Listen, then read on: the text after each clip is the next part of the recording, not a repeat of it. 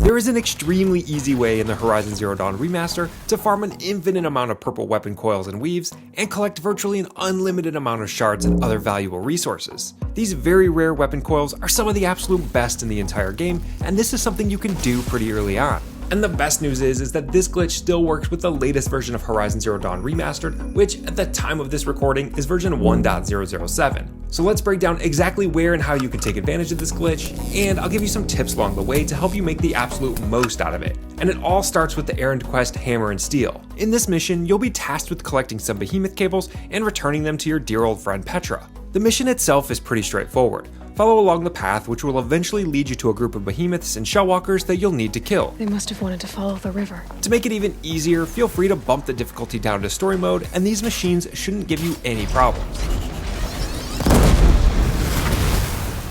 But once you kill and loot the machines, you'll get 2 very rare purple mods from each behemoth, as well as some other pretty good loot. Looking good. Now, as long as you don't actually return the behemoth cables to Petra, we'll be able to come back here and loot these machines as many times as we want. And what's better, you don't even have to kill the machines each time. They'll continue to stay dead and will even line up nicely for you, and you can just repeatedly pick up the loot. Huh, nice. But before we can do that, there is a little bit of setup that we'll need to do in order to get access to the Hammer and Steel errand quest. And that starts with first visiting the settlement of Heap, which is right here located north of Daytower. In order to gain access to this area, you'll need to progress the story at least past the Secret in the Gates main mission, which gives you access to Karja territory. And once you're in Heap, head up the stairs and talk to Petra, which will kick off the Heap of Trouble side quest. I've calluses older than you. This quest will basically have you clear out a nearby bandit camp, and once you're done with that, return to Petra and you'll get to defend the settlement while also getting to blow some shit up, which is always a good time. Whoa! Might have overdone it a little.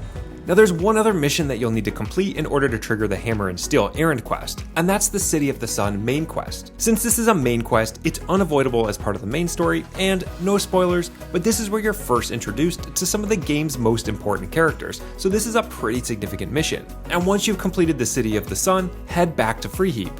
Once there, you'll be greeted by the NPC Caliph, and once you talk to him, you'll receive the Hammer and Steel errand quest. Can't see hide nor hair of my friends. They went after a herd of behemoths, and now they're overdue. I'll do what I can. After you track down and kill the machines, we're going to want to loot them in order to retrieve the cables, but instead of completing the errand and returning the cables back to Petra and Heap, we're going to just leave the errand quest open. And in order to take advantage of the glitch, we're going to run away from the machines and then return back to the machine site. To do that, we'll want to turn around and run northeast along the river. Once you run a little ways, you'll come to this tall tree, and we'll basically want to run around it and then head back towards the machine site.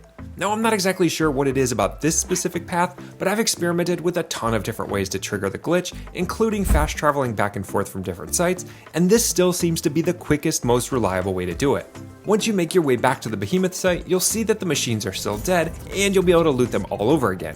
You can rinse and repeat this process as many times as you need to completely stock up on very rare weapon coils, outfit weaves, and other pretty valuable resources. You'll also occasionally get Shellwalker and Behemoth lenses and hearts, which you can turn around and sell to a merchant for quite a few more shards. And as long as you keep this errand quest open, you'll be able to return here whenever you need to. If you decide to fast travel away, or carry on with your life, or carry out other missions, once you return to the Behemoth site, you'll just need to once again take the tree path, loop around the tree, and come back, and the machines will all be there and ready to loot again. Now, one other thing I feel like is worth mentioning here is just your overall modification pouch. For a lot of players, inventory management in Horizon Zero Dawn is probably the most difficult part of the entire game. And if you want to maximize this glitch to the fullest, you're gonna need to make room in your modifications pouch. Now, the best way to do that is to sell your unused mods to a merchant. That way, not only are you collecting shards, but hopefully your modifications are finding a good home somewhere else. Conveniently, there is a merchant located not too far away from the machine site. All you need to do is follow the river just slightly west, and you'll find a merchant here that you'll be able to offload any mod coils you aren't using. I always like to start by selling any of the green or blue mods, as these are going to be much less powerful. And then I'll sell any purple mods for elements that I don't use all that often, like corruption. From there, I'll go through and get rid of my outfit weaves, as there aren't too many of them that I find all that effective outside of a couple of specific use cases, and for the most part, they just take up a lot of precious space. And if I need to make any other room, I like to prioritize keeping mods that have dual purposes, like handling mods that also include damage, or elemental mods that boost more than one type of element.